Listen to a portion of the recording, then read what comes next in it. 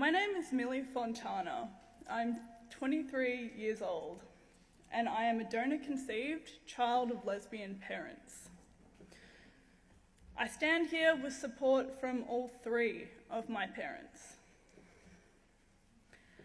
This is a testimony that is, safe to say, unheard of, because nobody wants to hear about the other side of the rainbow, the side that is not catered for, that don't grow up happy and grow up with a dissenting idea of what a family structure should be. Growing up, I wanted a father.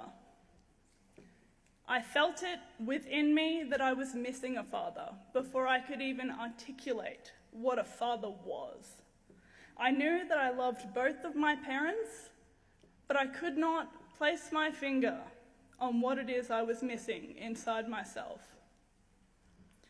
When I hit school, I started to realize through observing other children and their loving bonds with their fathers that I really was missing out on something very special. I was lied to throughout school. I was told I didn't have a father, or that perhaps they didn't know who he was. It was very difficult for me to affirm a stable identity because of this, and my behavioral and emotional stability suffered greatly because of it. I stand here before you, raised atheist with no religious affiliations. I stand with Christians because so far in this debate, Christians are the only people trying to reflect the issues that follow with children. Christians so far are the only people trying to shine light on stories like mine. Nobody in the LGBT lobby wants to hear from someone like me, because so far love is love, right? We don't exist. Growing up, I would look in the mirror and I would think to myself, where did I get these green eyes? Where did I get these aspects of my personality, these talents that neither of my parents in the home had? The answer to that is quite simply my father. But in reality, it's not just the father or the donor, as they like to call it. It turns out I have an uncle, I have an auntie, and I have a grandmother, along with many loving cousins. When they chose what parts of my identity were acceptable to reveal to me, they took something from me. And where other children were able to look in the mirror and reconcile those missing parts and say, I love my mothers or my fathers, I could not, because in my eyes, who were my parents to decide what parts of me were acceptable to reveal to me? Meeting my father at 11 years old was probably the only time I had been a stable child.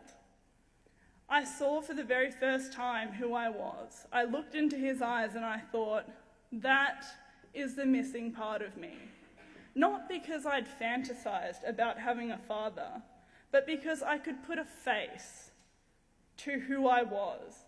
So I could look at somebody who was equally responsible for my existence. I could affirm my identity based on this man. And if I had not met my father, I would not be standing here with you today, because my emotional reaction to not having him in my life, even at such a young age, was devastating, and it caused me to regress in my development. I want to talk about real equality. There's a lot of talk about equality from the LGBT lobby, but I sort of wonder what their definition of equality is, because for me, equality was being told the truth, was being respected for who I was as a whole, and not just based on what my parents desired to let me know. Equality was being able to look at both sides of my genetic family and understanding who I was. Equality is not saying that because volunteer studies of gay families and children of gays that come out with a positive outcome define it for everybody. It's completely unrealistic. I heard this lie from the LGBT back in March, saying that children don't care who their family is and that men and women are interchangeable. I consider this in itself to be a form of gender discrimination. Men and women offer complementary roles in child rearing and should probably be respected equally.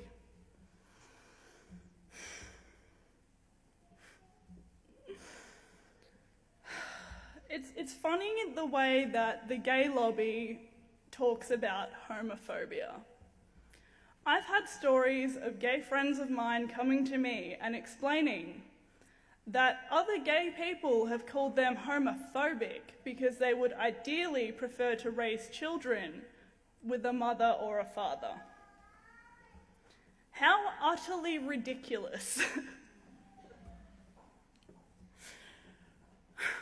Was I homophobic when I was looking in the mirror, wondering where my father was? Was I homophobic when I looked at both of my loving parents and pleaded with them to tell me who I was? Absolutely not. But I do love all three of my parents equally.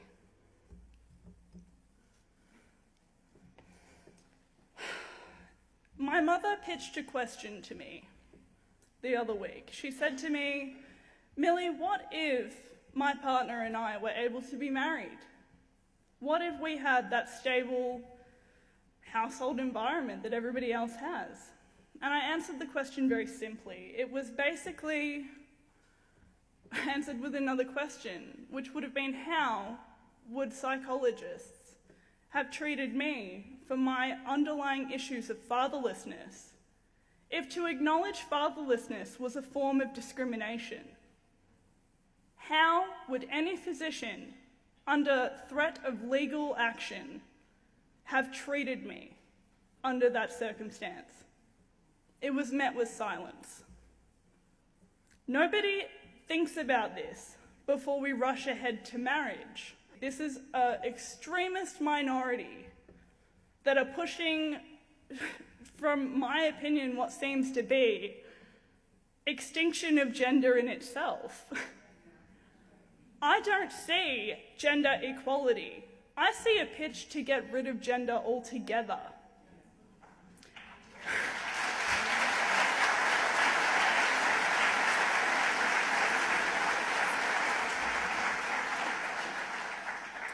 Until we as a society have a discussion that includes children like me who are not okay with parents deciding which parts are acceptable to reveal, until this discussion includes everybody who has been raised fatherless or motherless, until this discussion stops shaming children in my position for coming forward, we should not be pushing marriage through. I am not going to stand here and be silenced by people telling me what was acceptable for me to feel. That I'm a bad person for wanting a father, that maybe I didn't love my mothers enough because I wanted a father. It's bull, and I won't support it. I thank you for coming here tonight. Thank you, thank you, thank you.